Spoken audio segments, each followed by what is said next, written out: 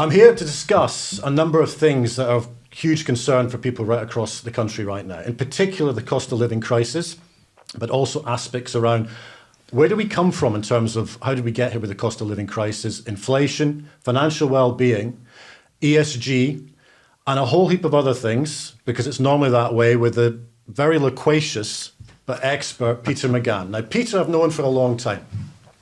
He's a friend, and I've also worked with him in a number of different guises. But he's one of the best people in the country to talk about all these issues because he actually comes up with solutions. He's not the individual who just look at something and think, well, this is a crisis, but how do we get out of this crisis? He actually comes up with some tangible answers based on being CEO of Worldwide Financial Planning. But the thing that really connects most of us today is the cost of living crisis. And that's the first area we're going to discuss. So, Peter, the first question I want to ask you, how do you think this happened? How do you think we got into this place? And what do you think the government should do? And how long do you think this crisis is going to last? There's quite a few questions in that. I think, first of all, just look at how serious it is. I mean, if for many people in the UK, this is not really necessarily a problem. If you have a disposable income of, say, £2,000 a month, £3,000 a month, £1,500 a month, if you lose, say, £200 to £300 of that, because of the energy costs have come up, or the food costs have come up, or commodity prices have come up, it doesn't really affect you that much, really. Instead of going out 3 or 4 days a week, you're maybe now going out 3 days a week. But when your disposable income is £150, or maybe it's nothing, and you're taking that away, that's the mother who's crying on a Monday morning, sending her children to school, and because they can't actually give her any money to feed the kids, that's maybe the mother who's going to hold them back from school because of the embarrassment of not being able to do that. That's the real severity of the situation. Now, as to the cause of it, well, the primary cause is supply chains. So, obviously, a primary cause of it is supply chains. Supply chains, for me, there are other bigger issues inside it. Commodities and supply chains, for me, would be the two key issues, and the fact that energy companies have been allowed to get away with absolute murder. Yeah. No surprise given the fact that they both lobby governments, and they also, on top of that, they sit on parliamentary committees. So, but one of the aspects with this is about information that should be given to the public. The public are facing a number of different problems. It could be energy, it could be fuel. They're facing zero-sum game choices about putting food on the table for their kids, fuel in the car, and so on. And at the moment, we're sort of at breaking point. And we've had 2 years' worth of fear, and now that fear is turning into resentment about why did, for instance, the government not get ahead of this? There's been arguments about governments for a long time with the economic crisis that don't get ahead of it. So what would you suggest, for instance, right now, where we are right now, rather than saying, we can blame government X, Y, and Z in the past, what would you suggest the government needs to do to try and alleviate the cost of living crisis as much as possible for people, considering it's probably going to get worse over the next few months? Yeah, a very simple thing, if they brainstormed what affects commodity prices. So what is it that impacts commodity prices? Undoubtedly, investing into commodities, people who are investing in commodities for the wrong reasons, affects the cost of living, affects commodity prices. Undoubtedly, supply chain issues are there. My own take is that, and also those energy companies and what those energy companies are doing and how they're allowed even to lobby you. You just hit those three things on their own, you're going to have a massive impact on the cost of living coming back down. You've been quite public about the windfall tax, for instance. Yeah. You've mentioned a lot about that. Do you think that provides a tangible solution, or do you think it's basically one of a number of measures? A number of measures, yeah. You just got to brainstorm it and just put an end to it, because the windfall tax, I've been very public on that for a long time, and even when people are saying it's not a good idea, it is a good idea, because they had the benefits on the way up, and people are now buying into these commodities. They're buying these assets that they shouldn't even be buying in the first place. The government should be actually hitting them with windfall taxes and using that to support energy that actually doesn't cost anything. But with inflation has so many different aspects. For instance, what I've been going on about quite a bit recently, and there's a lot of evidence to suggest this, is obviously quantitative easing over the last, not just the last 2 years, but since the financial crash in 2008, 2009. I was reading somewhere that I think around about 500 billion has been pumped into the UK economy on the last 2 years, largely for the response to COVID. And then the risks of devaluation. And again, the majority of people won't look at that, but there's almost like an education program to go, well, hold on here. If we're looking at government policy, that's one aspect, but then questions also possibly with monetary policy with the Bank of England. Do you think that QE is part of the problem here? Undoubtedly, if you flood the economy with capital, it's going to have an impact on that. So that would be on the list as well. But that we didn't have that. We had these sort of. If you look back to 2008, we had the most extraordinary increase in inflation. And that was commodity purchasing at the time. So we had that hike. Interest rates were around 5.5%, I think, at the time. But yet we had this extraordinary inflation. And no one could see where it was coming from. We didn't have quantitative easing then. Yeah. So, and then quantitative easing was introduced, and inflation kind of remained benign from 2009 onwards and was kind of under control. But there was an awful lot of money put into the economy, both here and around the world. But it's only of late that everything seems to have gathered steam. And you can look at that and see supply chain issues. And undoubtedly they have an issue because if everybody wants a product and there's not that many of them, the prices are going to go up. But you can split it out into a number of different areas. I mean, people are almost blaming based in terms of the cost of living crisis, in terms of almost like political bias. I think it's a sum of parts, a combination of things that you touched on. Like, for instance, some people will use Brexit as a reason for that. Some people will say it's to do with supply chains connected to lockdowns over the last 2 years. You can see, for instance, what's happened off the coast of China and Shanghai in terms of the sort of stockpiling of cargo ships right now. What do you think has been the driving force? Because a number of different factors that's caused this, the perfect storm of cost of living crisis, and it's obviously borne out in a number of countries around the world. But from a UK point of view, what would you say is the driving force that's caused this over the last few months? The UK is a net importer, so basically if its currency falls, everything increases in price. So you're right, everybody wants to blame something and that makes them feel good. As long as they've punched somebody in the face, then they can walk away from the problem, but that's not really going to solve the issue. So, but there are a range of different issues. So a weaker currency, and the currency has definitely been weaker over the last couple of years. No real reason why it should be weaker, but it has got weaker and people have to take responsibility for that. But when you're importing and you are a net importer, every drop in that currency has a classic impact on you. If I looked at the futures price of commodities in, say, March last year, and then I looked at forgetting, because everybody's blaming the war now as well, so when it's nothing to do with the war because the inflation was there before it. I mean, the war has not helped, but but that inflation was there before. If you look at it, and I'll take this and I'll go back to 2003. So in 2003, just before that, the CFTP, which is supposed to regulate any loopholes in how commodity markets work, the CFTP changed two particular laws I'll explain this as simply as I possibly can, but they changed two really important laws, and those were what's called an over-the-counter swap. To explain what these two words are, the next two sentences are. When commodity markets should not be dominated by investors, therefore driving up the prices of commodities, because they can do that. But through lobbying, the CFTP then changed two particular laws which allowed what's called an over-the-counter swap. So that's someone who can invest directly into commodities that perhaps shouldn't be there. Yeah, they invest into commodities over here, and then they hide it through an over-the-counter swap with the bank, so they can effectively hide that trade. Then they changed another law which was called buying on margin. So instead of putting down if you want to be exposed to £1 million worth of the upside in a commodity because you want to get the return on it, you could actually put down 8% of that trade and effectively leverage the rest, i.e. borrow the rest. Now, just think about how much you're at risk if you're wrong with that bet. You've got to know that that's going to go up. Now, at the time, you'd have seen Goldman Sachs were talking about oil going to $200 a barrel. Everything was going that way, and they were talking about that. Taking a step back from this, because I'm learning from this as well, I mean, this is knowledge to me. How long has this been going on for? Is this something that's been going on for decades? It's because of the lobbying process you've talked about. It's allowed the more rigor room to behave like this. Yeah. So in 2003, the total value of assets, if I just use one particular strategy, which is index traded strategy, so that's where you put money into an index and it just rises. So in the total amount of money invested in commodities and index traded strategies in 2003 was, I should remember this, I only wrote the column 14 years ago, but it was 13 billion. So it's $13 billion. That's the total amount of money invested in it.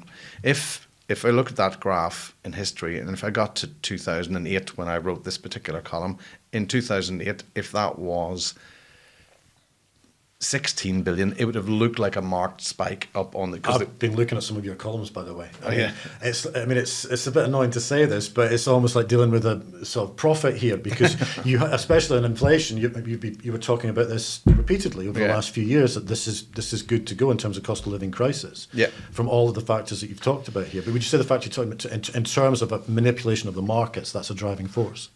Most definitely, yeah. So if you look at that figure, if the graph was rising like this, so 13 billion, but if it had been 16 billion, it would have been a marked spike. So that would have been an influx into that. But the figure in 2008, when I wrote the column, and at the time, I just remember Manchester United were playing Chelsea in the Champions League, and it was dawned on me that as I looked into pubs, they were empty. People didn't have money. The inflation was high, cost of living was up, but people weren't spending money. So this wasn't true inflation.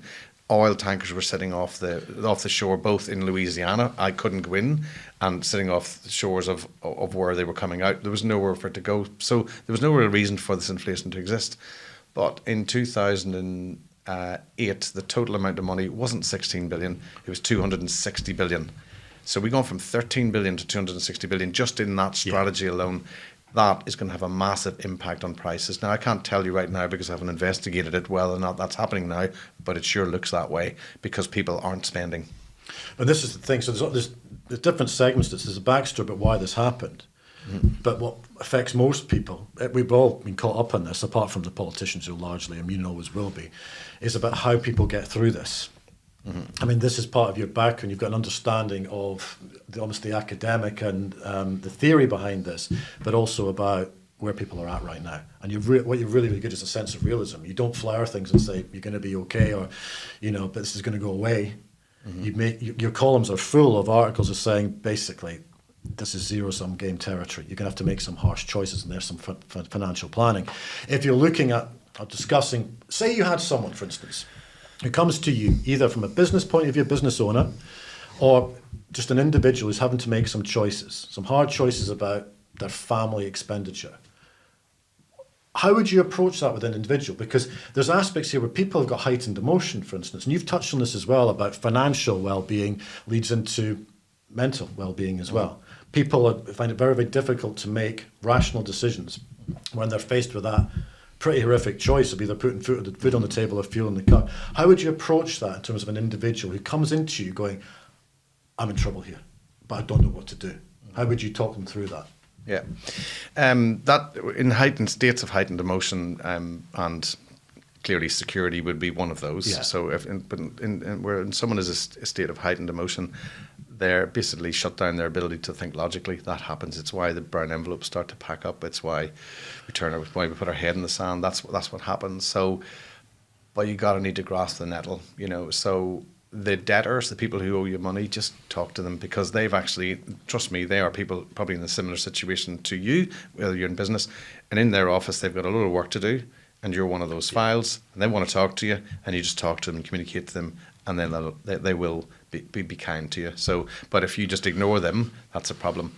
I would take this seriously for the next 12 months just to see how this pans out. I would take it seriously, and where supply chains move, etc. But I would take it seriously, and I would actually cut down on non-essential. And this is a bit rich for some people who actually all they do is spending on essential stuff. But I would actually look at what is really essential just now. So, for example, if someone is paying £200 a month into a pension, that's actually not essential right now. You could take that as a payment holiday. There are things that you can take as payment holidays. So it's just a case of just taking care of the pennies. The pounds take care of themselves. You sit down. What is essential right now, and you list everything that's essential. You pay them, and if you can't afford to pay them, you communicate to the people to say, I can't afford to pay them, maybe get a payment holiday, get some, but cut out the things that aren't essential. Take this next 12 months really, really, really seriously. Okay, I can see what's going to happen here. if everybody does that, we're going to have a knock on to the economy. So we've already got stagflation, so you're going to have even lower growth again. So, but that's not going to be their problem. They've just got to stay alive. But that's going to be the government's problem because of how they handled it, how they've handled things up to now. So, but that's completely right. It does have it becomes like a Mobius loop in terms of because it affects something else in the economy because people tighten their belts and not spending as much, and we'll come on to this in a bit. It has direct impacts in terms of circular economy. But I want to keep on the theme about financial well-being and mental. You've mentioned this a lot to me. You've done a lot of work with an organisation called Human Givens.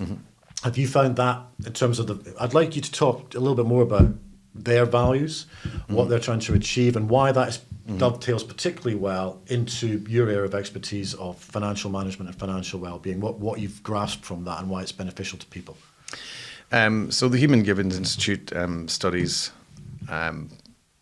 we all have 9 emotional needs. So I'll list them in a second. I probably need to go through and look at some notes to list them all off. But we have these 9 emotional needs, and what they say is that if one of these, this is really, really important for people for their well-being through when they were sitting in pandemics, and it was okay to feel a bit bonkers because actually, the impact of this is significant. We have 9 emotional needs, and what we do know from psychologists, if one of those needs isn't being met, just one, we can suffer significant distress. And that distress could create paralysis. That's the paralysis where you just let those envelopes back up, where we don't return calls, where we don't do whatever. In fact, actually, we just don't go out. So those 9 emotional needs are, actually, I'll list them out to you. So security, which is a safe environment which allows you to develop fully. Attention, which is the need to give it and receive it. But I'll just remind you here is that if one of these needs isn't being met, it could be. So it becomes a domino effect to everything else. Yeah. You literally it can create paralysis, complete paralysis. Just one need not being met. And what first moved you towards this? Was it like a trigger that you suddenly had a moment of epiphany and go, that's completely relevant in terms of who I am as an individual and also for my business? How did you come across this? That's a brilliant question, actually, and it's hilarious. Actually links back to 2008. So I was sitting in a business meeting in 2008, and I could see that there's lots of people with significant stress on their face, and I thought, how come they've got so much? Why everybody appeared to be stressful? So I actually set up a business seminar series where I brought a psychologist in to lecture on stress. People had to pay to go into that. And the money that they got from it went to a charity. But the money that we got from going to the charity, we paid for the speaker. But he was a chap who lectured on stress in Southampton University, and a great speaker.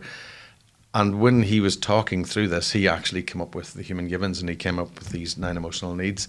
And that's when I first really studied it. And then from there onwards. But it's here we are in 2022 talking about inflation and these problems, and it was 2008 was exactly the same problem that we had right now, and we had stagflation soon after.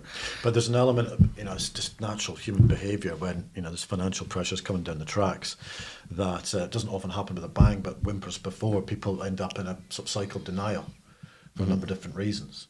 And so they end up almost, the Trojan horse has already happened, so they're in financial problems, but they don't have the toolkit, as you touched on, to have the right sort of financial planning in place, right structures in place. And therefore, as I said, it dovetails well into what you're talking about with Human Givens, because it has a massive knock-on effect with their emotional needs as well. Yeah, it does create paralysis. And I think this is really important that people understand this, because it's okay to not feel okay.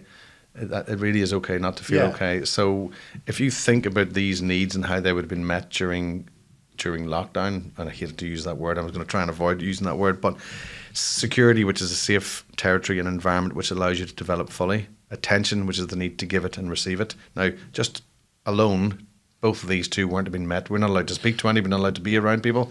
So you can already see how the extraordinary impact that people would have on people psychologically. And when you see one of these needs isn't going to be met, then you see when loads of them not being met, then people start to understand why they feel the way they feel. So a sense of autonomy and control, having the volition to make your own responsible choices. Nobody had that being made for them. Emotional intimacy, to know one person in the world accepts you for what you are, warts and all. But that wasn't so much. You still knew that. Feeling part of a wider community, really, really important. Nobody had that at all. Privacy, which is an opportunity to reflect and consolidate experience. You might think we had privacy, but we didn't. You were in a house crammed with everybody else in the house running around. You didn't actually have a space to go away. A sense of status within social groupings, gone. A sense of competence and achievement, gone. A sense of meaning and purpose, which comes from being stretched in what we do and think, gone. That is extraordinary impact on a person's psyche. So, but when we go into the financial crisis that exists now, the cost of living crisis that exists now, a lot of these aren't being met, and security is one of them. People are thinking, how am I actually going to get by?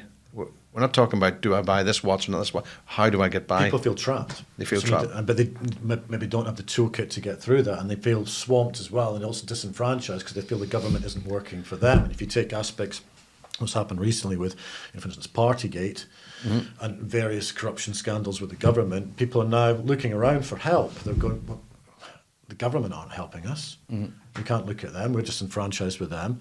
So where do we go to here? We can speak to friends, family, which is great because you need some empathy, but at the same time, you need some expert opinion in terms of, right, okay, this is, first of all, we've got to strip the denial. This is where you are right now. These are the solutions. And that's where you come in. And I've been impressed by this. I don't want to give you too many compliments, but I've been impressed by this in the last few years, whereby you're not just going to join the dots. This is what you've got to do. You're taking a step back and looking at the individual, the business as a whole, and saying, well, this is the psychology that you need to go through to get to the other side. And I think that's a really ethical thing. And it's why, for instance, and I want you to explain this a bit more to me, but you've gone through ESG. You've become one of the leading influencers in the world, talking about all things ESG, which links in significantly to financial well-being and decisions around that. Could you just talk a little bit more about that? Why, again, you found that interesting, and why it's of use to your business and why it's of use to everyone else? Okay, so ESG is purely misunderstood by many, and everyone thinks it's automatically green, or it's I'll say it. Social responsibility. That's what I thought it was. And it is just part of it. That's the S. So you could say that that's the case. But people can talk about that being, it's green, it's sustainable investing, it's whatever. But it's really simple. It's your vibe. So as a company, this is my vibe. And I'll explain to you how it happened. Was we were doing a rebrand, so I sat down with our staff and with groups of three here, three here, and so we didn't get any groupthink. And I said to the girls in the office, so I'm picking this as our very first interview with the girls in the admin team, and I said, when you're out in a pub and somebody says, what do you do? And say, work for Worldwide Financial Planning. Okay, what do they do? Say, and so what do you say at that point? What do you say about us? What's your message? And they said, they're really good, they're fair, they're kind. Because what they're going to come out with now is the values of the organisation. We're fair, we're kind, we're honest, we're reassuring, we're trusting, we're trustworthy, we're a family. So when you get that coming out, basically that's a large part of your ESG. So what the key things that they talked about there is how we treated the environment, how we treated the community, how we treat customers. So what ESG is environment. So what's my company's responsibility to the environment? Yeah. Not just printing off paper and things like really important, big important stuff. What do we do about that? So what's my policy on that E? The S, social. What's my policy internally to my two communities? And the two communities are my staff and the people that I work with, and the other community is the people outside and the greater world. What's my responsibility? How do I interact with them? And then governance is, how do I behave? How do we behave as directors? How do we behave as a company? And that's the key thing. That becomes your vibe. Vitally important, of course, because if you're saying to the world, look, we're kind, we're fair, we're honest, we're reassuring, give us a hug if you want.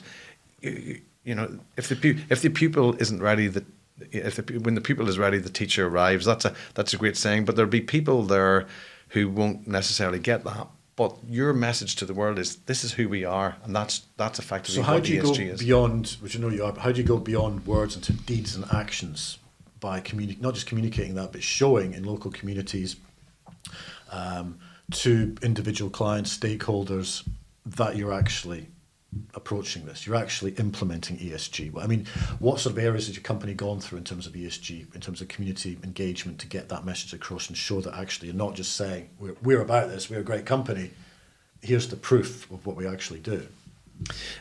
You can apply for an ESG mark, and inside when you apply for an ESG kite mark, what happens is you'll get 60 questions, and those 60 questions will tell you if you're off track or not. Yeah, and they'll be asking you how you're dealing with the environment, how you're dealing with your social internal. So just from a, I mean, I could take you through at length what we did with the E, the S, and the G. But if you just answer those questions and you can't answer yes to the right questions and no to the wrong ones, then it's a clear signpost as what you need to be changing. But just the starting point of anything is if you think of any recommendations that you've ever made to anybody to go and do some work with company A or company B, you don't say, he's technically a genius, he's actually a mathematical this or that. You just say, he's a really nice guy. Yeah. It's always to do with these core values. It becomes word of mouth. The reputation goes further than just the words. People go, actually, I've been there. I've used this guy. I trust this guy. I like this guy. Yeah. You should go along. Yeah. But you've done loads of community. I mean, your company's done loads of community initiatives as well. We do, yeah. So that's part of the S, which is your Yeah. social. So basically what I'm saying is you draw up your ESG policy. So when this is how we do things here. Basically, that's what you're saying to everybody. And the great thing about that is, in a world like now where there's so many employees, there's more jobs than there are people right now. So people can choose where they work. So when you say, this is how we do things here, we're kind, we're fair, we're honest, we're not chasing profit for standing on you to get that profit, we're not making you do sort of flexible working times, etc. When you say that, you say to people, this is how you're going to be treated here. They are your greatest ambassadors when they go out. They're going to be telling everybody, this is what these guys are like here. This is truly what they're like, because unlike Deutsche Bank or DWS, as we just saw, truly, this is actually how we operate. So on the S side of it, we did loads of work with the NHS and supported them on a range of projects. We're doing a project in Northern Ireland now on it's a world project. So, but we've staff, by the way, drive those. The staff drive. They say, well, if we did that, we bring in that fits in with our values, that fits in with our matrix, and that's why your ESG strategy is really, really important, because when people read it, they say, it triggers them to say, there's something going on this beach. Would we like to be involved with? It's just simple beach cleaning exercise. It becomes the trigger for that. So that's why I'd recommend every company has an ESG strategy. It's not that difficult to put. Do you think companies are moving in that direction at the moment? I mean, your company clearly has. I mean, and also it's not just your company. I mean, for instance, what you're putting out on social media reflects that as well, and that's why you've got that influencer status in that area. But do you think companies are genuinely moving towards that space, or do you think some are saying that they're doing it, but really they're not going far enough? Yeah, I don't have the stats in front of me just now, but I did read something this morning, so that's a big answer. I'll do it as quickly as I can. But when we looked at the strategies that a lot of banks had put in place, and they said, these are the strategies we're going to deal with fossil fuels. At the beginning of this year, not one of those strategies had been implemented. Not one. Not one. That's extraordinary. When we look at DWS and Deutsche, which you may or may not have just seen, or it's scooted back underneath the carpet, but they were telling everyone that they had 459 billion invested in in ESG strategies. When did they say this? This was a year ago. Okay. And there was a whistleblower from internally, and this is a good ESG company, is saying, no, we don't actually have that. They actually only had 175 billion. So yesterday morning, 50 police officers raided their offices and said, really? Yep, 50 police officers. The chief executive resigned, which in itself is an ESG. Why is the chief executive resigning when you're saying that? Normally most people get sacked. Well, I think the British government wouldn't in that situation. An individual would go quiet for a few months and come back in a better position. But this is what's happened. So this person is resigning, and they're putting in replacements into him. So that is actually called greenwashing, where you're saying you're doing one thing and you're doing another. But let's just look at in the SFDR, which is the EU's characterization of investment funds. If you're a decent company, you want to attract money. You actually want to attract that money, because that's going to help you grow and grow and grow. Well, on the SFDR's regulations, they've got Article 6, Article 8 and Article 9 funds, and Article 8 and Article 9 can be described as light green and green. Yeah. Just rewind a bit. I mean, from a Luddite's point of view here as well, what does that mean exactly? So Article 8 and Article 9 will basically mean, okay, you got your pension fund, so here's your, 50 billion that you got in your pension fund.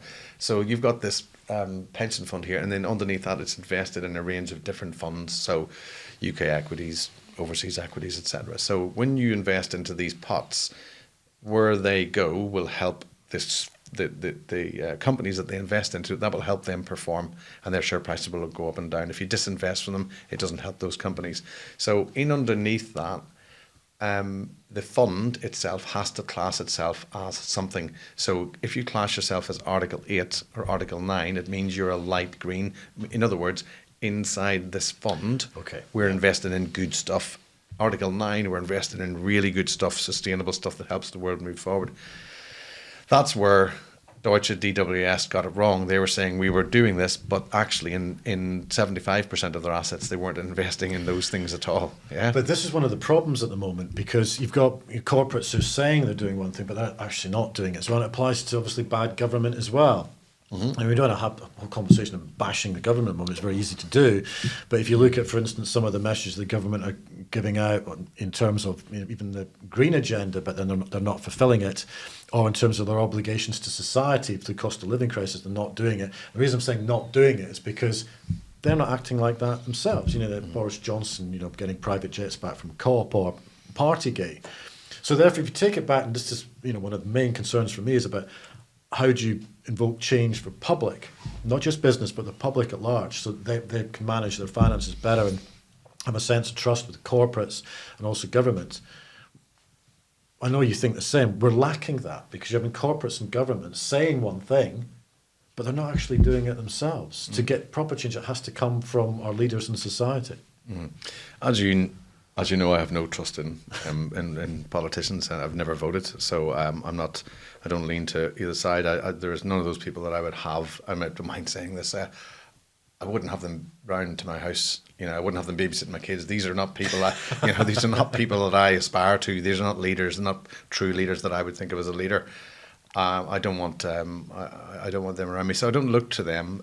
But I use the starfish analogy. I know we've talked about it before, but if you, I've got to think what change I want to make to the world, and I got to think what matters to me. And I'm not going to get any leadership and motivation off. Tell me about the starfish analogy. So the little child walking along the beach and it's covered in starfish, and he starts lifting one up by one and he throws it into the ocean, and then some woman comes the other way and says, "What are you doing? There's thousands along this beach. You're never going to influence that." And he goes, "Are you never going to impact that?" And he goes, lifted up and he said, "Well," throws one in. He goes, "Well, it made a difference to that one." And if that's the mindset, because it's very easy to get defeated by watching Boris Johnson flying a private jet up to Scotland to have a meeting they didn't need to have, and then jumping into 10 Range Rovers and driving off and driving back again. You can eat, well, it's not good enough for you, and others, lots of dignitaries flying around in little private helicopters. It's very easy to do that, but that's not what ESG is. ESG is saying to the world, this is how we do things here. Yeah, and it's really, really important at this point, because you're saying this is how we do things here. Now, what you're saying to your suppliers, this is what we're about. If you like that, then cool. If to your purchasers, to your staff, to everybody, this is what we're about. This is who we are. This is how we do things here. And it's extraordinary. And if you are very clear on what your values are, you will attract like a magnet all the right things towards you, all the right energy towards you. It happens to us non-stop. Well, I've seen that happening to you with some of the partnerships that you've formed around the auspices of ESG, which interlinks through your community engagement, financial well-being, mental health as well, and also health and fitness as well. I mean, you're a big believer on that, and that comes back to obviously human givens again. What provokes your sort of heightened interest in health and fitness, and how that all ties in with your business as well? I wasn't all that healthy over lockdown. I've had evenings where there was anything but healthy. Yeah. It's partly for me, I got that wrong because I love running marathons. So all my marathons were cancelled, so I couldn't go out. And I kind of thought, well, if I can't run a marathon, I'll not bother training. So I trained less, But we did. Coming back to the S of social, the S of ESG. think it's about 10. It must have been about 10 years ago. Stefan is a great pal of mine, and he's a great chef in Cornwall. So he's the head chef, or was the group head chef over Rick Stein's. Now him and I'd been away travelling, and I came back, and we decided we wanted to do something to make a difference, because it's coming back to our human givens. It's attention, which is the need to give it and the need to receive it. So when you help people, you get a lot of energy from that, and then you can see how they receive it, and then people say thank you. So we ran these 7 Celtic marathons. We come up with the idea after too much Guinness. All the best ideas are after. I didn't think it was a good idea in the morning. So when I woke up, and I thought, I hope he's forgotten what we agreed last night. So we agreed to do these 7 marathons, 7 Celtic marathons. And we raised this money for a children's charities. Now, so 7 marathons over how many days? Well, it was over 5 months at the end, but that was only because we had to time it, because Scotland was here and Ireland was here and so on. So you started where and finished? What was the last one? Started in Belfast, finished in Cornwall, funny enough, in the hardest one of them all, up and down hills like that. Didn't realise that many hills in Cornwall. Correct me if I'm wrong, but I'm sure I saw a picture of you. Part of that was running through Eden Project. Is that right? It was finished. That's a bit steep round there. It finishes in the Eden Project. It's a nice steep hill to go down in there, but they... But that was the last one. There's a great photograph of Stefan and I having a big hug there. But in the process of that, there's a great pal who's... this is your ESG policy again. This is your vibe, and your vibe attracts your tribe. And I've helped lots of people over the years, and I get that energy coming back to me. So, and it just so happens that one of them happened to be the head physio for Team GB for the London Olympics. And he said, I'll look after you. And I said, that's fantastic. He said, better still, I'll give you the head sports psychologist. Better still, I'll give you this top nutritionist from his clinic. And we ended up with this Olympic team of trainers, and Philip Hatzis was our trainer. And when that happened, our goal was to raised about 30 grand for mental health for children. But our goal actually was to help people. But at the end of it, what we learned from that for us was just phenomenal. So we were able to pass that on. We've passed that on in doing nutritional courses for our staff, passed it on and doing lots of stuff outside in the community as well. So, and we'll continue to do so. I mean, you've done a lot of community engagement which is connected to ESG as well. But I mean, one of the aspects at the moment in terms of what is happening, I think I notice it in the community that I'm from in Cornwall, is that the importance of, and you've touched on this a lot, the importance of a circular economy. Mm-hmm. So, I mean, for instance, I grew up in a rural area. I live in a rural area now. People, back to the point that you touched on about people trade often through word of mouth and reputation and good ethics and building up good partnerships.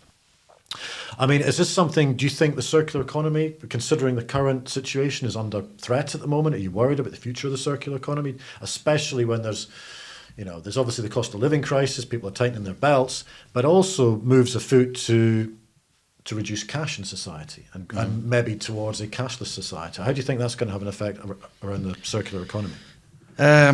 Okay, so if you say circular economy to most people, they start to think, oh my God, some sort of public sector. Oh my God, what does that mean? And so there's nothing circular about today's economy. It's a straight line off. It's straight off a cliff.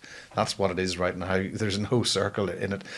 And people think, oh, is that a word that it just sounds like you're sucking a sweet with the wrapper still on it. That's what it kind of feels like. So I'll give it a meaning. So in the best way to do I talk a lot using stories, but if we give it a metaphorical story, if you have, if as a man he's looking for a day off on the Sunday because there's a rugby match on it, so he goes in and he buys himself flowers, and you can call that manipulation, but that's what we do. I'm going to get you some flowers so I can get the Sunday off to watch the rugby. So you go into the flowers, and the woman who owns the flower shop, she's doing fantastic. She says, unbelievable. Everybody's been in here today, all getting flowers to get to watch the rugby. So she goes in next door to the baker's and gets a load of cakes for her family, and the baker's doing fantastic. And the baker goes in next door and he gets a load of meat for the barbecue for a party with his family, and then so it goes on right down the street until eventually the lady who owns the lady who was receiving the she owns a shoe shop, and everybody's spending money in there. So she decides that the lady's going to receive the first flowers. She goes in, calls her husband, says, "We're just going to go in for a pint here. are you around? And he goes, yeah, I am. And he goes into the pub to have a drink. She says, I've done fantastic today. Really, really good business. And then they don't have one drink. They have 2 drinks. They have 3, they have 4, they have 5. And then they go out and they get into a local cab. Yeah. And the local cab guy says, it's unbelievable. The town is hopping. Absolutely hopping. Everything's going. Isn't it great? And they get home. When they get into the house, he goes, there's your lovely bunch of flowers. And she says, and I got us a bottle of wine as well because it's so good. And that's the benefit of a circular economy. So that's a fantastic description, by the way, as well. I mean, it sort of completely pinpoints what I think is a bedrock of not just economy, but also it's a good society as well. I mean, my little 2-penny worth on this is that since the early 80s, where a lot of towns were hollowed out with deindustrialisation, Cornwall's obviously one of those. I grew up in Scotland, where the old industries disappeared and the towns lost their core industry purpose. And therefore, beyond that, you just give the perfect description of why that has a massive knock-on effect. When you don't replace those industries and those communities with something else, the massive knock-on effect with the circular economy. But it happens obviously in different ways. It would happen in 2008, 2009. It's happening now as well. So you're going to have, I mean, where do you think we're going to be at with all of this over the next year, 2 years? My own view on this is I think we're only at the start of a cost of living crisis here. I think it's going to get a hell of a lot worse, especially we go into next winter. I mean, would you agree with that? You think it's going to get worse before it gets better? And if it does get worse, how bad is it going to get?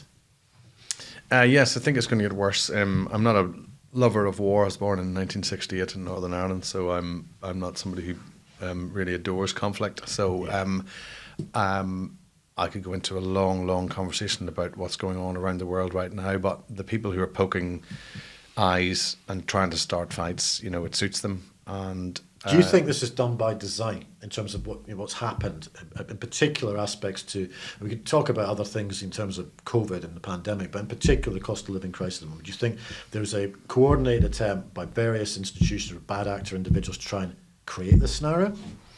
I don't know, that might be have me down as a conspiracy theorist afterwards, but I think that I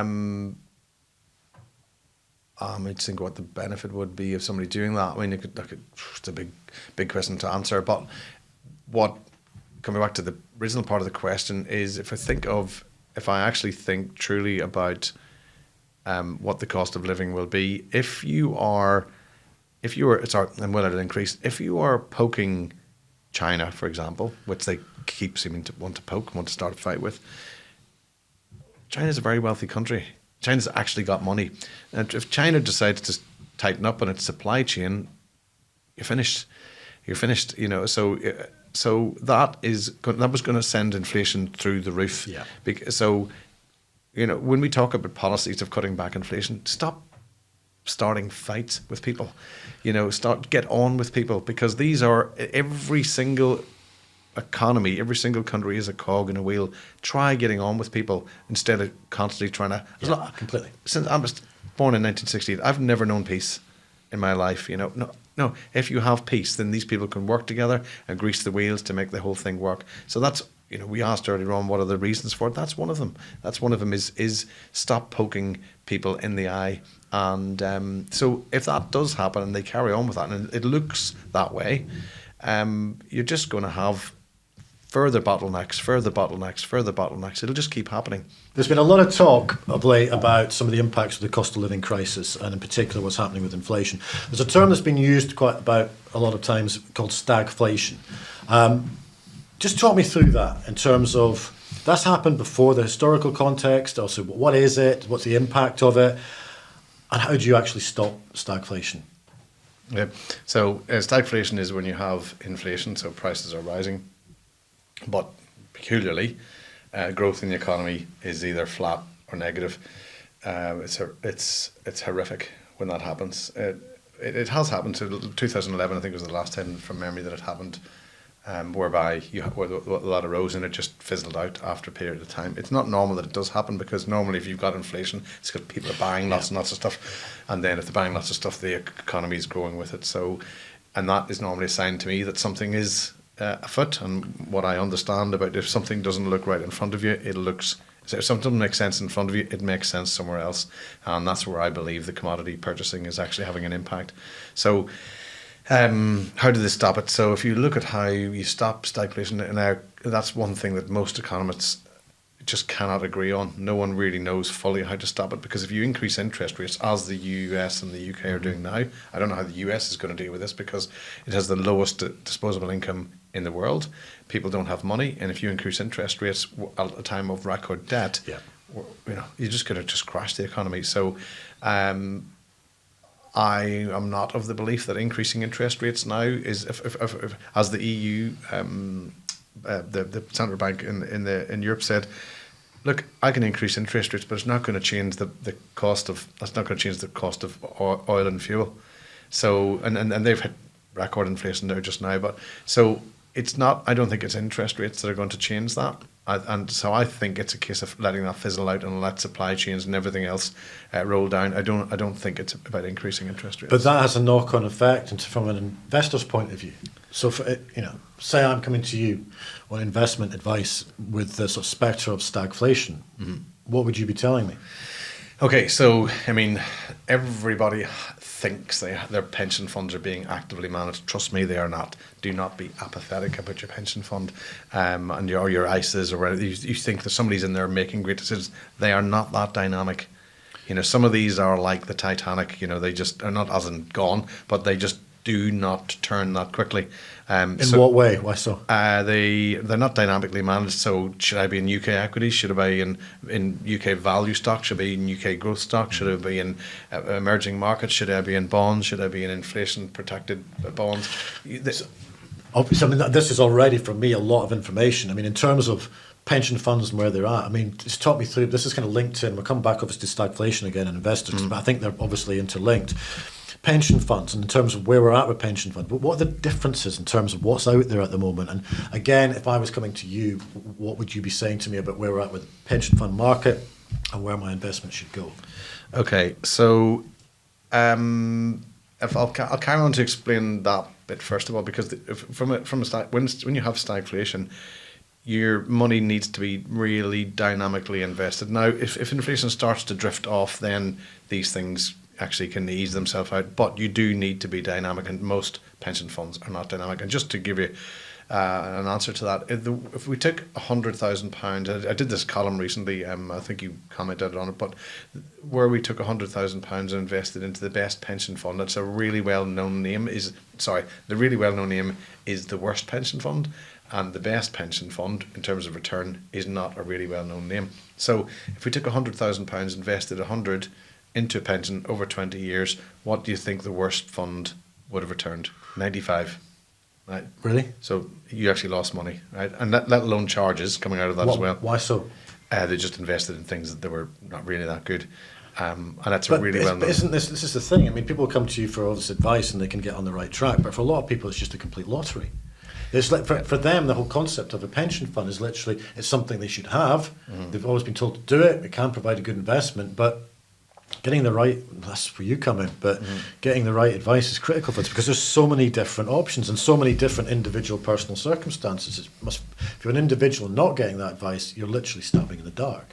You are, yeah. It's I can understand people being apathetic to it. It's a lot of numbers, and it is the equivalent of licking cardboard. It is that interesting. Yeah. Somebody wants to talk to you about pensions.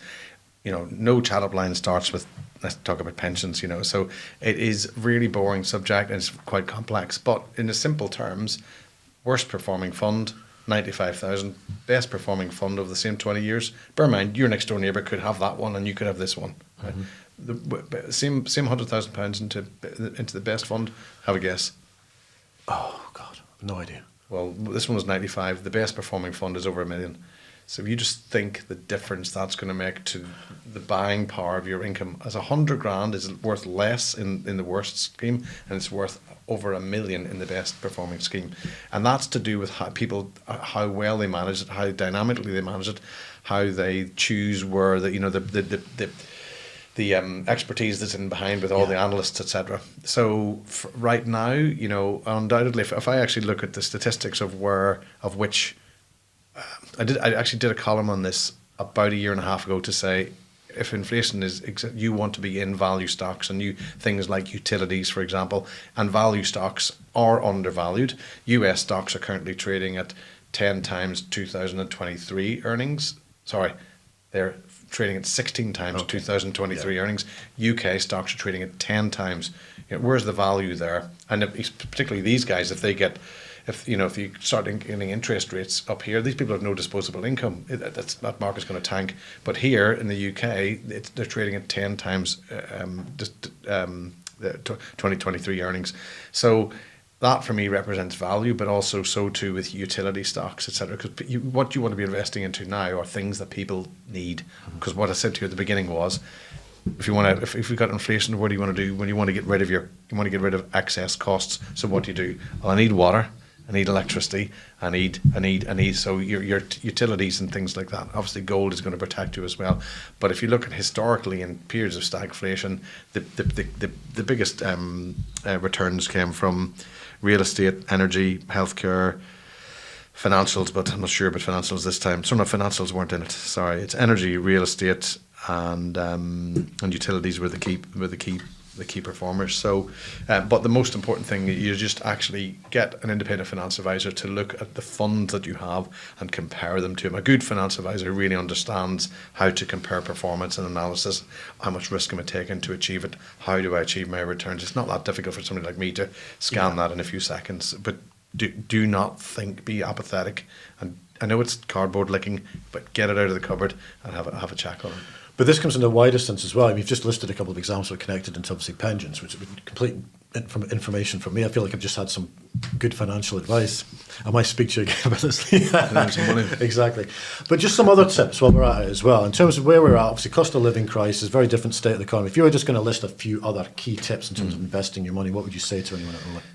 Okay, we'll start with some simple things. So if you think of if you want to protect your family, you will have paid for life insurance. Yeah. You might have bought it from the bank. You might have bought it from a direct insurance company. So somebody who isn't independent.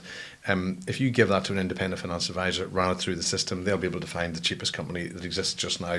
Trust me, the difference between number 1 and number 6, if I compare the difference of cost between number 1 and number 6, when we look at all the companies available to do a quote for you, it's 30% difference. They're 30% more expensive. That's number 6. 30% more expensive. So if you run that through, because it's about taking care of the pennies, pounds take care of themselves, run that through the system, get an independent finance advisor to check it. Any good independent financier will do it, and you'll save money there. The same with income protection. When people have got income protection, run that through the system, because sometimes rates will have fallen. Pensions, get an independent finance advisor to check how much you're actually paying for it, because some of the older charges are hefty. Yeah. But also get them to check some of the older schemes. The death benefits inside those older schemes are a return of premiums. I think a lot of people have this, where we end up just sitting on what we've got, and because we're so busy and doing so many things, some of the financial decisions, even at the most basic level that we did a few years ago, they've just been sort of gathering dust, but they might not be the best for us now. I think there must be loads of it. I know there's probably examples in my own life, and I'm beginning to terrify myself about some of the things that you're saying. But I think that's it. It's kind of segment out everyone's, effectively, their portfolio and going, you could do this instead. Yeah, absolutely. So pensions, how well is it being managed? The information I just gave to you between the best performing fund being worth, or best performing fund of 100,000 being worth $1 million, and the best performing fund and being worth less than 95 over 25 years, and the worst performing fund, that's another one.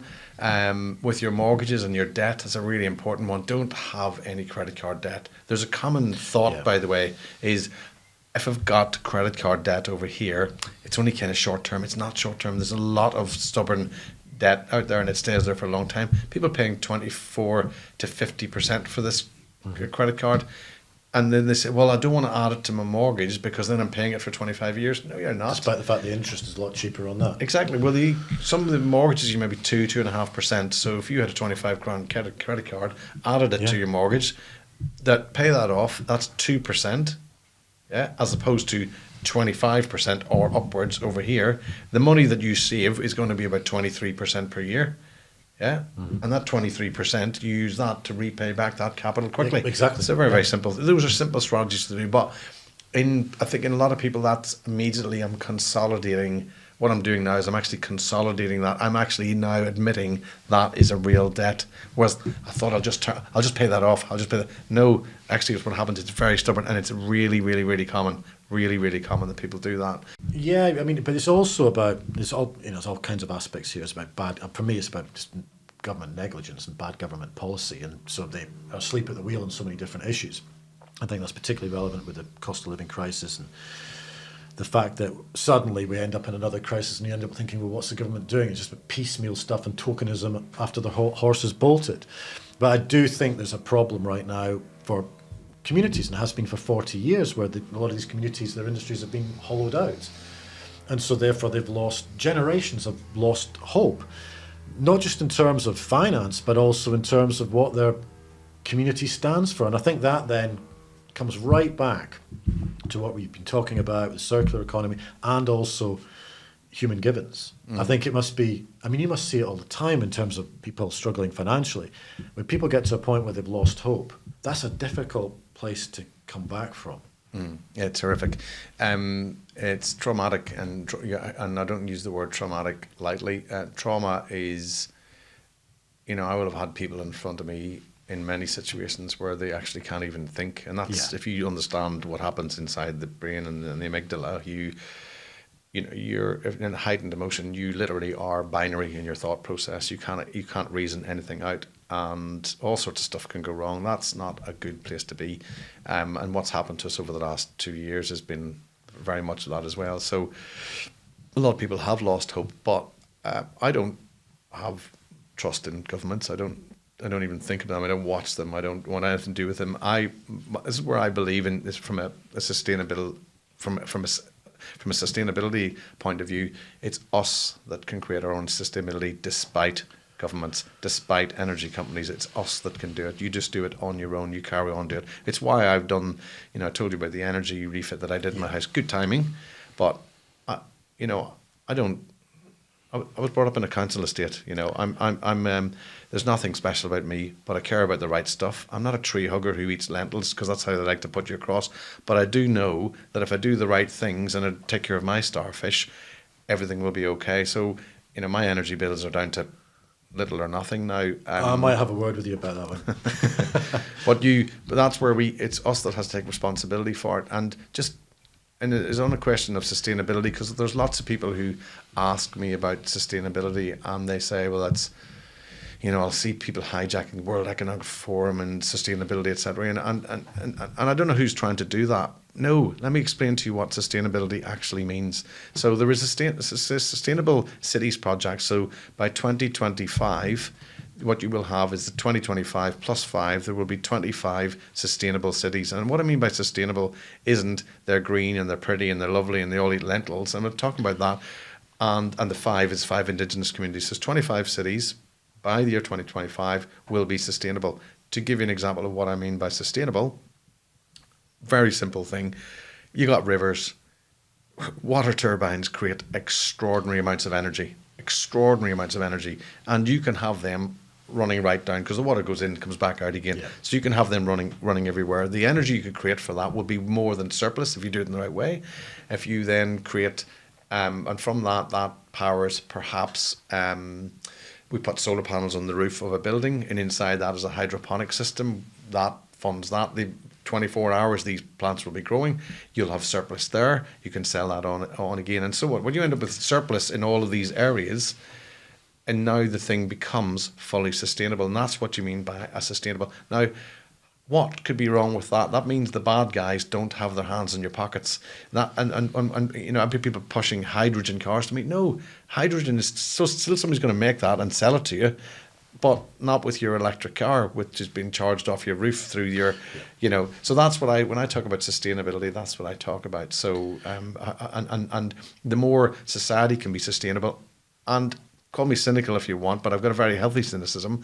Governments aren't doing that. Governments are not putting that. But you should be hitting these energy companies exactly where it hurts, taking that money and putting it into sustainable practices like I've just described. They're not doing that. So they're not doing that. There is a reason they're not doing that. 80% of all lobbying in the UK today is not covered. These guys, really? Yeah. These guys need 0.1% of a loophole to slither something through, but 80% of lobbying is not covered by current legislation. So these energy companies, they get their big... Is that figure pretty consistent over the last few years? Yeah, it is, yeah. So what happens is they're lobbying, and I'm I'm happy enough to be quoted in this, but my understanding is externals hardly protected at all. So external to the UK. So whenever you look at that, fossil fuel companies, whose products we shouldn't really be using much of anyway, and we should have been moving away from them a long time ago.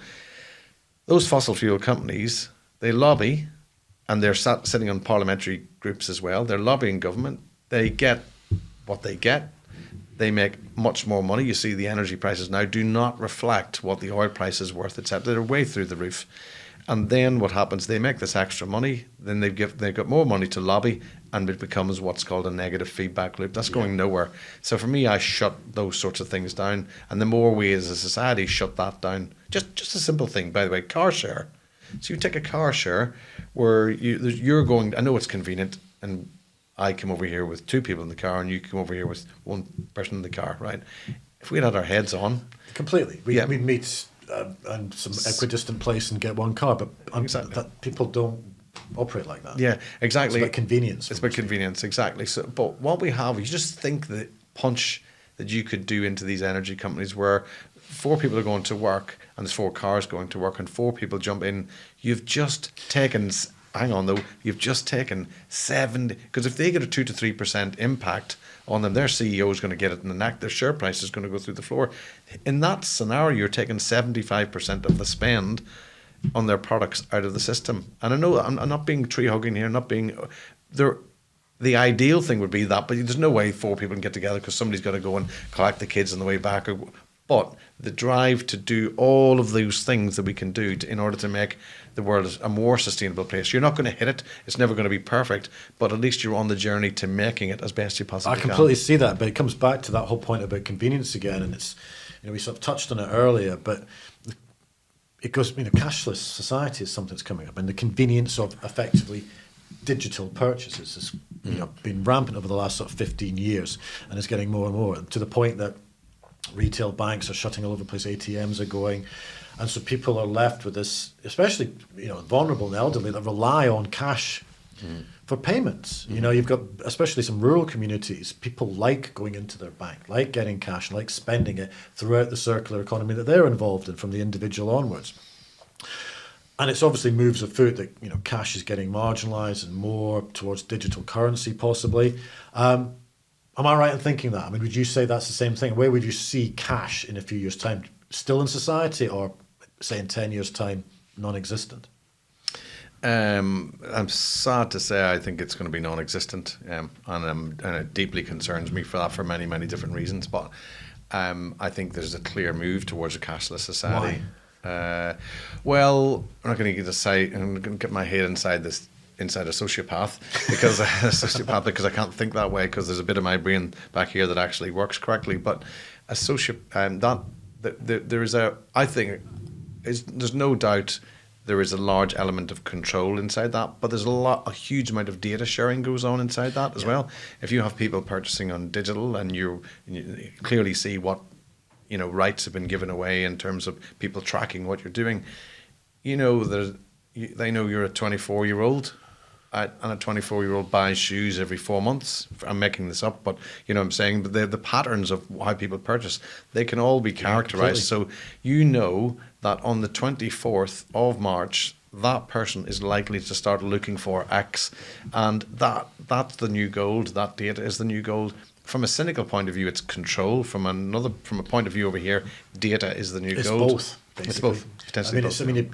Some of the tech companies have been using that for ages. Their advertising models, and governments are now catching on to that. They've going back to China again. They've they've gone much further with that, with aspects of social credit, which takes it even further. And the British government and American government, Biden's already talking about digital currencies. Johnson and his ilk are now talking about rolling out further digital ID, this consultation exercise, and it's a bit ironic that Johnson, I think it was back in 2004, he said if there was any form of digital ID, he'd sprinkle it on cut it up the card and sprinkle it on his cornflakes. But it's happening. But I personally think there should be a role for cash in society, simply because there is types of employment and types of individuals that still need that form of cash. Or is that me just being a Luddite? What would be your views on that? Firstly, you mentioned Johnson and his views, and so his word, I'm pretty sure, is as reliable as. I'll sprinkle his words on our cornflakes. Yeah, it's the get same sprinkle thing. his word out through that front door. Cash is really, really important. I remember how I bought my first, or built. It was I actually built. No, I didn't. I bought my first house, but I built my second house, and it was a big step at the time. But I had literally a graph on a wall of what the house looked like, and then we just saved to build it. And I had little lines like that I would colour in as I got it. But in my house, I had a jar, and being Irish, I'm not typifying here, but don't mind going out and having a night's crack. So what we did was we put a jar right beside the front door, and we put £150 in it. I remember exactly what the number was, and we said when that is finished in the month, that's us. We're not going out. And in month one, you've got 3.5 weeks left, and you've run out of money. So, and then you start to rediscipline yourself, because this is a great thing about cash and your attachment to cash and your control of it. So you can see what that is. But we did it, and we saved. And eventually, we had enough money that we got to the first floor before we needed to borrow anything off the bank. And that is this real attachment. And some people say, "Oh, you can do that digitally." No, you can't. You can't. I watch people just go past and just flick this card. Become blasé about it. Absolutely. I'm guilty of it. Everyone is as well. I mean, I did a whole thing with social media about cash on Fridays, and I actually did it. Still do, taking a certain amount of cash out every Friday, and it does change your spending patterns. I really noticed it. It definitely does. Yeah, your attachment to it and your budgeting is because you're so removed from it digitally when you're tapping things as you go past. It's not a good thing. It's not a good thing. But your cash. I remember when I was younger. So you'd can I go out? You'd actually go to your jeans, wouldn't you? And you'd put your hand in, you'd grab it and think, oh, I can just about make that into a club, and I can just do this. And then finding that rolled up tenner in your back pocket, that's a lifesaver to get bonus, you into a club. Belly bonus, nothing better. And you in your head you say, I want £5 for a taxi back, and then there's £3 for a kebab in case I get into a situation where I've been drinking too much. I ended up with the kebab on the walk home. Well, that was going to be the point, because actually if it was good night's crack, you take the £5 taxi money, but it was really clear this was for that, this was for this was for that. Exactly. And you'd actually sometimes I don't know if you did this, but you'd actually put the taxi money in this pocket because your brain will never know to look there later on when you need a drink. But you'd actually have pockets for different things to make sure that you had it. That is an extraordinary attachment to money. I cannot get my head digitally around that. Maybe younger people can, but I can't get my head around it. I think, our younger generations, they just don't have that affinity to cash. It's never been part of their life. They've been aware of it, they've used it, but everything is basically paid with a card, and it goes obviously further than just even from the bank. Sometimes it's obviously through Apple, for instance, or whatever it might be, and they just see that as their norm. I think from a cultural point of view, we are sort of the last generations that saw cash as the functional form of spend, and it's obviously slowly moved. But I think you're completely right. I think it's had the whole digitalization and the swipe culture of spending's had a massive change in people's behaviour. I'd love to find some figures about. There must be studies on that, just saying that people are actually spending more on non-essentials because they're swiping too easily with their card rather than just having old school cash. Well, credit card debts at the beginning of the year was the highest in history. Is it? The highest in history. In January of this year. Well, from a UK point of view? Yeah, the highest in the history of since records have begun. It's the highest. It's just tap and go. And I don't have an association with that. I'm now, and because the other thing, remember, go back to those human givens. These poor kids. I have 3 daughters, so they were 16 going into this lockdown, 19 going into the lockdown, and 21 going into the lockdown. I know what I was doing at those ages. I was kicking football. I was traveling. I was everywhere. At the age of 21, I was probably retiring from football because of other reasons. Yeah, exactly. But those people are coming out and they're going right, they're spreading their wings. They want to see the world, and and of course their mental well-being would be under question because of actually how this has been battered. Because you think back to that human given, so they want to spread their wings and they'll spend. And they're naturally going to spend. If they're going to spend, you still got to keep it under wraps. But you can just think, well, actually, I really need this now, and Put the holiday in the card, I'll deal with that later. There's also the lockdown era as well, where people were at home and spending online because they were either bored or they wanted to equip their house over a 6-month period so they could just have their creature comforts around them and so on. And then there's all the online subscriptions that people have as well. But I think going back to the circular economy, and again, from my point of view in Cornwall, rural areas, cash it's really important, it's for trades, for the elderly, for the vulnerable. I mean, I know, for instance, in my own background, elderly family members, they don't have online banking. And I read somewhere that something like 6 million of the over 60, I might be wrong, but I think it's something like 6 million over the over 65s don't have online banking or don't have access to the internet. So what about them? Because they're not going to transfer to a form of digitalization in terms of spend. They're going to stick to their tried and trusted patterns. So what happens to them? Yeah, they're in trouble. So they're in trouble. No, but I prefer cash, and I think a society without cash is not a good thing. The other thing is when you do that, and people are, I tend to say, I'm sat there trying to buy something, a credit card, and in the shop, and no, they stop. They get refused. It's a great moment, isn't it? It's a great moment, especially if somebody recognises you. Aren't you the guy who writes all the financial columns for the newspapers and you can't even afford to pay your bills? Oh, what a moment. So you're on the phone to these people, choking them. Well, we've got this algorithm that says, I said, I'm trying to buy tickets. Like in this particular one, I was actually trying to buy tickets for a Coldplay concert. Have a look at my behaviour. I do that a lot. That might be the reason why you've been refused. Yeah, that's right. They wanted the tickets. Yeah. So it's the algorithm is always the excuse. It's the algorithm, and it's a nuisance. So whereas if I've got the cash in my pocket, I just go and do whatever I need to. If I'm not obviously buying something online, but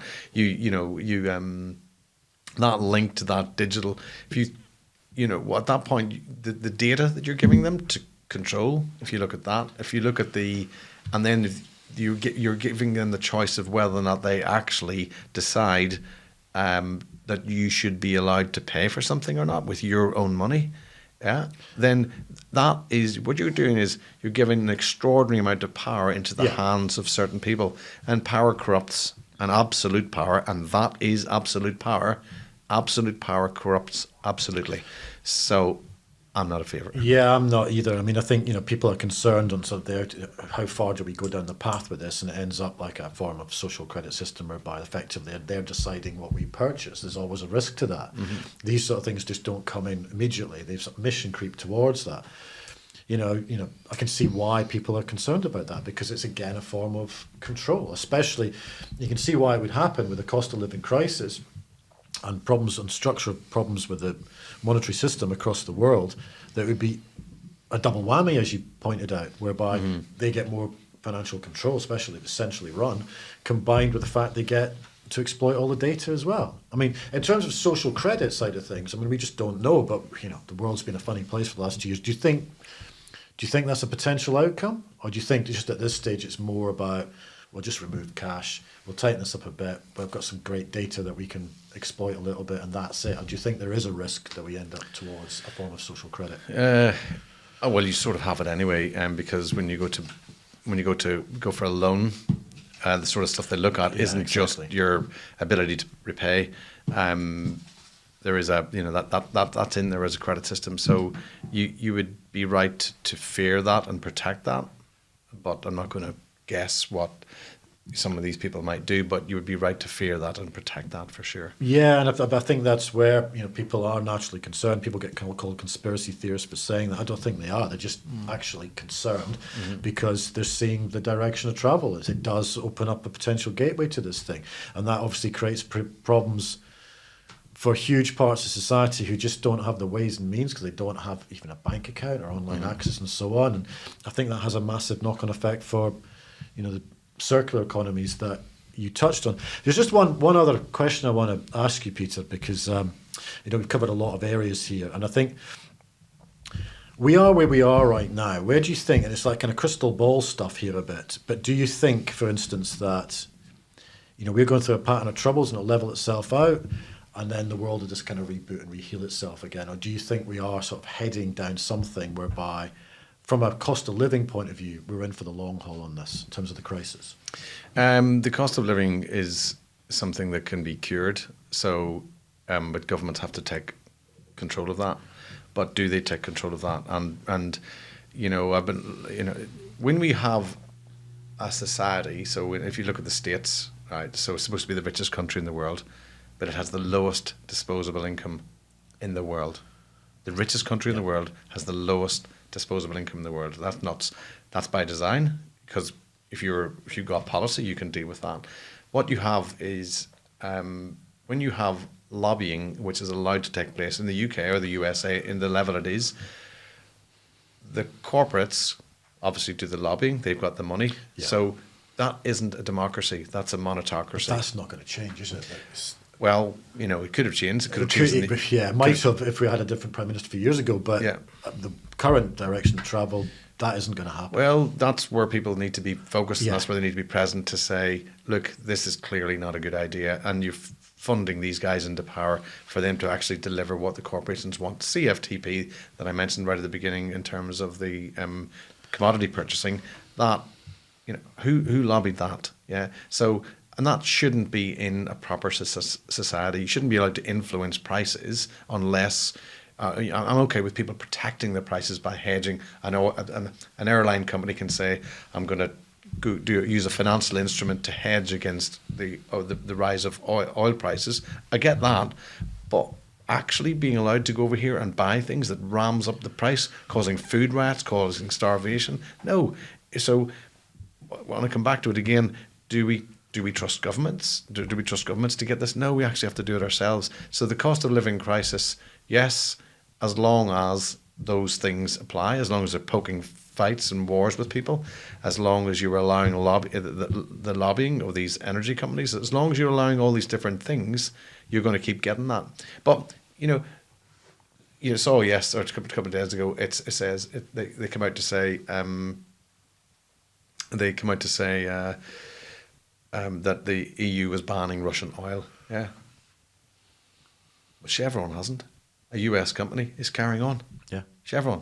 And this is Chevron, by the way, that well-known case. It was not well-known in the mainstream media, but it's a well-known case where the point of telling you this is a corporate, if governments cared about the right stuff, they would deal with this stuff. So Chevron is still bringing its oil in Russia.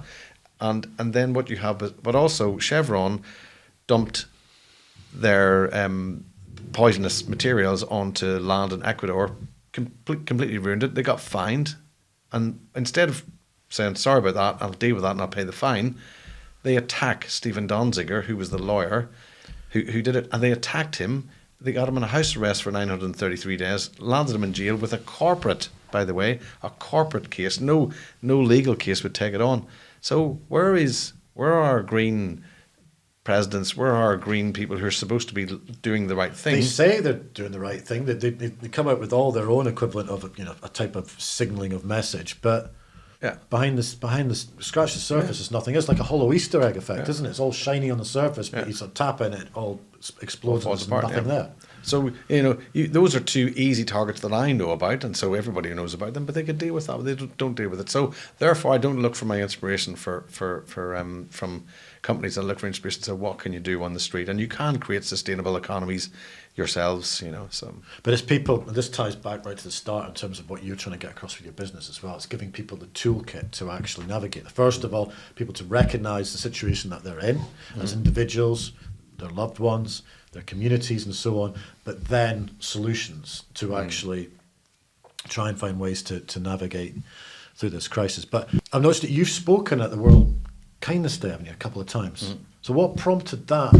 Obviously everyone wants to be kind, but this is something that sort of goes right through, not just you as an individual, some of the stuff you're putting out on social media, but also worldwide financial planning as well. Why has it always been such a big thing for you? The interesting thing is we talked earlier on about ESG, which is your vibe, and your vibe is your tribe. But when you send a message out to say this is what I'm about and this is who I'm about, it gets picked up. And interestingly, because of the stuff that we would have been putting out on our, I can talk about money all the time on my Twitter feed, but actually, it's a bit boring. But we mentioned kindness quite a bit. So the World Kindness Day asked me to speak, and actually I've spoke twice at World Kindness Day, and some people think that's a really fluffy word. It's not at all. And if you think of the emotional needs, the 9 emotional needs, attention, which is the need to give it and the need to receive it, it's a really, really, really important form of nutrition for any human being to be kind to somebody else. And if I think actually the most simplest piece of kindness that was shown to me, it could have been my auntie who used to call me cheeky face. And she formed a part of my personality. She kept calling me cheeky face, and she said, do you know what, no matter what happens to you, you'll always be okay. Now I walked into the rest of my life believing that to be true. It's interesting you do. I'm the same. I've got examples from my past, and when someone says something, it'd be the quickest thing. It's almost like an inadvertent compliment. Those one-liners can quite often stay with people forever. It's like fuel for people forever. It is, and they become an answer whenever they get rocked later on. Yes, So we can talk about random act of kindness, or we can talk about deliberate acts of kindness. I believe it to be deliberate, and I was fortunate. I would say I was fortunate. I decided to be a runner when I was 10, so I was running a lot. I was training with a top guy who was 12, who's a friend of mine, but I was training with him, and when we just finished doing our diagonals and the sprints, he just said to me, he just took the time just to say, Peter, you're leaving that primary school next year. Make sure you get a good education. I didn't even know what the word education meant. I didn't, and he said, you make sure. So the following day, the 11 plus as it was back then. So I put my name down for that, got that 11 plus, and that education that I got from there meant everything to me, because I didn't come from, as you know, I don't come from in any way a privileged background, but that coupled with that streetwise was everything, and that was just a random act of kindness, and so as a consequence you end up being asked to speak at sometimes that's all it takes a comment that lasts a lifetime. In terms of kindness, it's obviously particularly relevant right now, because I've noticed this for all the horrors of the last 2 years, when people have been restricted, lost their freedoms, and businesses have gone and people are struggling financially. I think one of the silver linings has been a lot of the acts of kindness that have come out of that. I mean, I've seen it in my local community. People have been trying to help each other out, whether it's elderly isolation or trying to do things in local communities just so people feel like there's a kind of connecting force when everyone's at home. So I think we have learned a lot of things in the pandemic. What do you think you as an individual, but society in generally, has learned over what's been a really difficult time over the last 2.5 years? I'll answer that question. I forgot one key thing in relation to kindness. I just forgot completely all about it. But when my mother was dying, and she died at 59 of cancer, and it's horrific. It's a horrific moment, And I was sitting next to her and I was writing this column for the newspaper. Back then I used to write them. She died 19 years ago, so I was actually writing them, and I'd fax it across to my secretary and she'd type it up, trying to work out your handwriting. But I was sat next to her and I said, do you know what, I was talking about the world economy at the time. It was all about deep economics of what was actually happening in 2003 with the stock market, and I so wrote the answer about the economy, and then I said, and at the bottom, and I said, but just to put all this in perspective, I said, I'm here with my mum, and this is the scenario, and she's and in between writing it and publishing it, it got she passed away. But I said at the bottom, and this is kindness for me, So I said, and that's what, if everybody thinks this way, it's always going to be a good thing. You're not going to get the privileged, your Johnsons and co thinking this way, but what I said at the bottom of the column is that in 50 years from now, the size of your car, house, bank account or problem won't matter a jot. But the world will be different if you're important in the life of a child.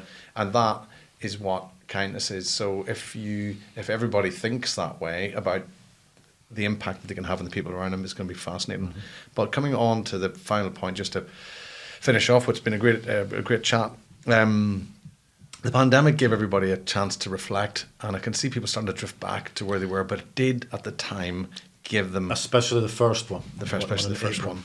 And then they get time to breathe, they get time to listen to nature, because they believe they're apart from nature when they are. People get angry who think back to the human givens, that's going to affect their mental health. I understand that, and I respect that. But what it did was people were actually starting to think about the right things, were starting to think about their neighbours, and all this started to happen. And in summary, if you can get back to that moment, and a great way to think about it is this, and it's a good way to end, is if you were sat in your, where we are just now, the birds are singing, you could listen to them all day, couldn't you? But if you were sat in your armchair in the last 3 days of your life, just try and picture this as much as you can. The curtains are just flickering a little bit, but you can see the flowers outside, you can hear the birds and the little breeze coming through. And you're thinking back to this moment right now. What advice would you give to yourself? Because you had that in the middle of that pandemic, but what advice would you give to yourself now? And then when you know what that is, because write it down, act on it quickly. Be the third monkey trying to get onto Noah's Ark and it's just about to rain. On that point, thank you, Peter. That's been a great chat. Hopefully we'll do it again. And yeah, thank you very much. Cheers.